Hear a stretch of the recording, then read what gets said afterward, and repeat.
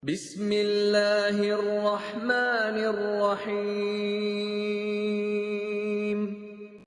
Assalamualaikum warahmatullahi wabarakatuh.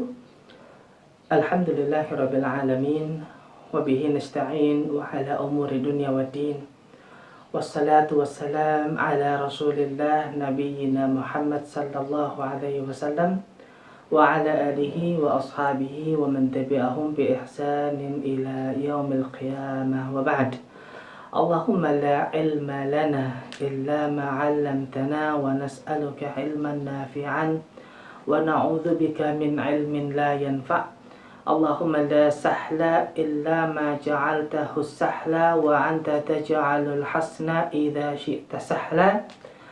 Ma'asyiral muslimin wal muslimat, saudara-saudaraku kaum muslimin dan juga muslimat, jamaah Masjid Al-Kautsar, jamaah Masjid Al-Falah, jamaah Masjid Darussalam, dan juga jamaah Masjid Al-Furqan yang beriman, yang dimuliakan Allah, yang semoga segala kebaikan, barakah, cinta, dan kasih sayangnya Allah senantiasa terlimpahkan kepada kita semuanya, kepada keluarga kita, sanak famili kita, kerabat kita, dan juga kaum muslimin pada umumnya insyaallah.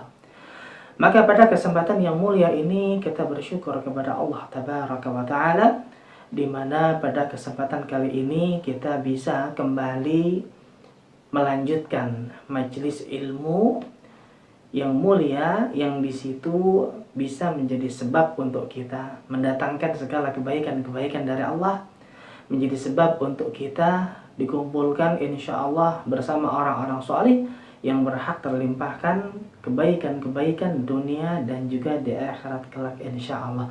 Maka saudara-saudaraku ma'asyiral muslimin dan muslimat yang dimuliakan Allah, pada kesempatan kali ini insyaallah akan kita kaji sebuah hadis yang mulia yang dibawakan oleh Al-Hafidz Ibnu Hajar Al-Asqalani di kitabnya, kitab yang mulia ya, yaitu Bulughul Maram, di mana akan kita baca juga syarahnya, penjelasannya oleh yang mulia Imam Sun'ani rahimahullah ya, di kitabnya Subulus Salam, yang beliau memberikan syarah, memberikan penjelasan terhadap ya hadis-hadis yang ada di kitab Bulughul Maram. Dan pada kesempatan kali ini akan kita baca hadis yang mulia di hadis yang bernomor 664 ya, di Kitabul Hajj, di masalah haji, yang semoga Allah Tabaraka wa Ta'ala jadikan pengetahuan ini bermanfaat untuk kehidupan kita dunia dan juga di akhirat. Hadis yang mulia ini ya, itu diriwayatkan oleh Imam Ahmad dan juga Imam Abu Dawud dan juga Imam Ibnu Majah, yang kemudian disahihkan oleh yang mulia Imam Ibnu Hibban rahimahumullahu tabaraka wa ta'ala. Hadis yang mulia ini itu dari jalan Abdullah ibn Abbas radhiyallahu ta'ala anhu, sahabat yang mulia, dan beliau termasuk kerabat Rasulullah sallallahu alaihi wasallam. Di sini Abdullah ibn Abbas yaitu mengemukakan anna Nabiyya sallallahu alaihi wasallam sami'a rajulan yaqul, bahwasanya Nabi sallallahu alaihi wasallam ya, diceritakan oleh Abdullah ibn Abbas, Rasulullah pernah sami'a, pernah mendengar rajulan yaqul, mendengar ada seseorang yang berkata. Apa yang dikatakan beliau? Dia mengatakannya labbaika an Syubrumah. Labbaik ya, labbaik atas nama Syubrumah ya, kami jawab panggilanmu wahai Allah, tapi an Syubrumah, atas nama Syubrumah. Maka Rasulullah sallallahu alaihi wasallam ketika mendengar hal tersebut, Rasulullah kemudian bertanya, man Syubrumah, siapa ini Syubrumah ya, apakah kamu namanya Syubrumah? Bukan. Maka Rasulullah tanya, siapa ini Syubrumah? Maka orang itu mengatakan, akhun au qaribun li, Syubrumah itu saudara saya atau kerabat saya. Di sini Ya, perawi menyebutkan dua kemungkinan, saudara saya atau kerabat saya. Faqala, maka Rasulullah bertanya sama orang tersebut, hajajta an nafsika, apakah kamu sudah berhaji untuk dirimu sendiri? Ya, karena jelas kalau dia bukan orang yang bernama Syubrumah dan dia sendiri mengatakan bahwasanya Syubrumah ya itu adalah nama saudaranya, ya, maka berarti dia sedang menghajikan Syubrumah, bukan menghajikan dirinya sendiri. Maka Rasulullah kemudian bertanya, hajjata an nafsika, apakah engkau sendiri sudah menunaikan haji? Ya, apakah engkau sendiri sudah menunaikan haji? Ya, maka orang itu mengatakan la. Ya, la, tidak, maksudnya belum. Orang itu ternyata belum menunaikan haji, tapi di sini dia sedang menghajikan saudaranya. Maka Rasulullah Shallallahu Alaihi Wasallam bersabda, hujja an nafsika, thumma hujja an Syubrumah. Ya, berhajilah untuk dirimu terlebih dahulu, baru kemudian berhajilah untuk Syubrumah. Nah, maka saudara-saudaraku kaum muslimin yang dimuliakan Allah Tabaraka wa Ta'ala, dalam hadis yang mulia ini, di sini kita ketahui bahwasanya ya dalam permasalahan haji, di mana pada umumnya orang-orang itu ya kalau haji ya dia menghajikan dirinya sendiri. Dia haji untuk dirinya sendiri, bukan untuk orang lain. Ya. Tapi di sini ya ada Rasulullah Shallallahu Alaihi Wasallam mendapati bahwasanya orang tersebut itu mengatakan labbaika an Syubrumah. Aku jawab panggilanmu wahai Allah, ya, tapi atas nama Syubrumah, atas nama orang lain. Nah, maka ya di sini yang betul-betul menarik perhatian Nabi Shallallahu Alaihi Wasallam ya berkaitan tentang orang yang melakukan ibadah haji tapi ternyata ditujukan untuk orang lain. Nah, maka dalam hadis yang mulia ini, kita tahu bahwasanya hadis ini menjadi dalil, menjadi bukti seseorang tidak diperbolehkan, seseorang tidak diizinkan untuk menunaikan haji atas nama orang lain. Tidak diizinkan untuk menghajikan orang lain jika, ini syaratnya, jika dia sendiri belum menunaikan ibadah haji untuk dirinya sendiri. Maka jika orang tersebut itu berihram atas nama orang lain, ya, maka otomatis ihram tersebut akan menjadi ihram untuk dirinya sendiri. Ya, Masya Allah. Makanya ini yang perlu kita pahami, ini yang perlu kita perhatikan ya. Kita tidak diperbolehkan untuk menghajikan, menunaikan haji buat orang lain kalau kita sendiri belum menunaikan haji sendiri.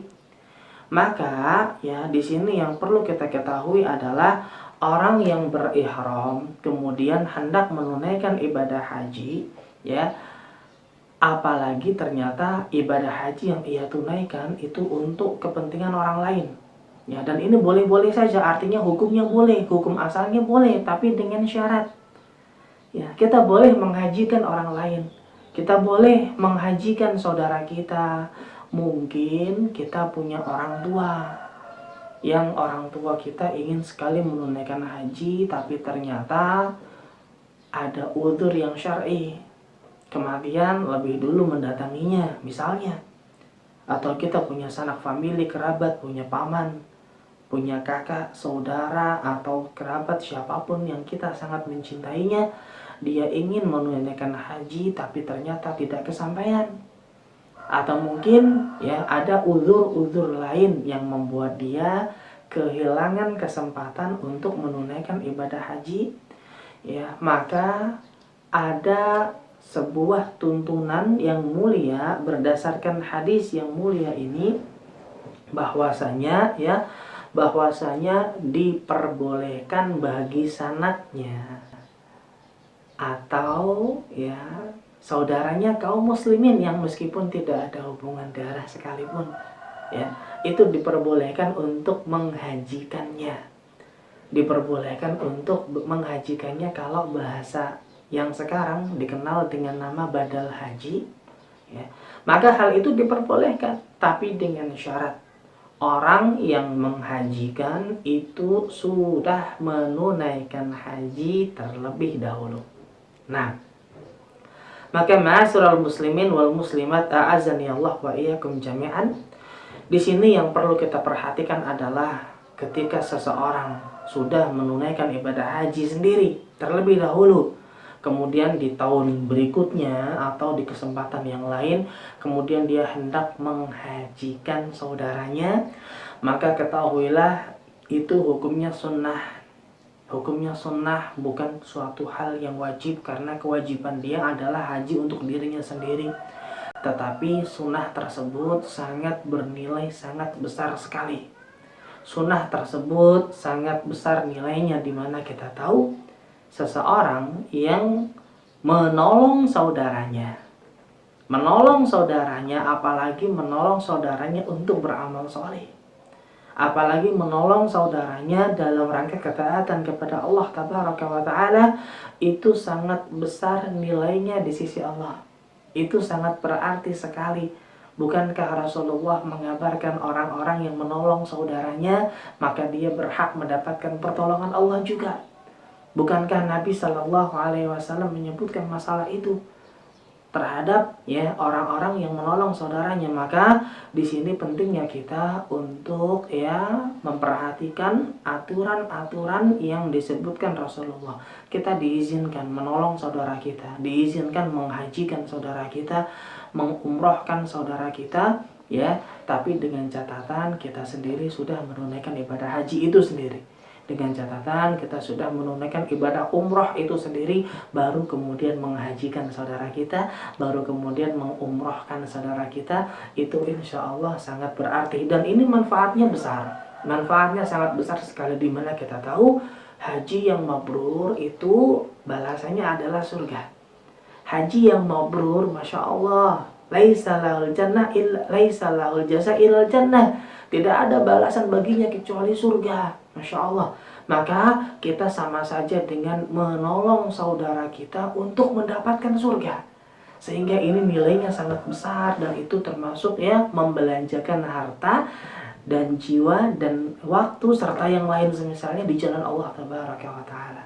Nah, maka di sini yang perlu kita ketahui, apabila ternyata kita memiliki kelapangan harta, memiliki kelapangan waktu, memiliki kelapangan ya dalam berbagai macam hal, dan kita dapati orang-orang yang kita sayangi, orang tua kita, paman kita, bahkan mungkin kakek kita atau siapapun yang dia belum menunaikan ibadah haji, atau mungkin dia belum menunaikan ibadah umrah, dan kita ingin menghajikan mereka, ya, maka itu diperbolehkan oleh Nabi Shallallahu Alaihi Wasallam, hanya saja dengan catatan terlebih dahulu yang menghajikan itu sudah menunaikan ibadah haji untuk dirinya sendiri terlebih dahulu. Nah, semoga ini bermanfaat untuk kita semuanya, menjadi tambahan pengetahuan bagi kita supaya kita bisa lebih bertakwa kepada Allah Tabaraka wa Ta'ala, dan semoga amal soleh pada kesempatan kali ini menjadi sarana untuk kita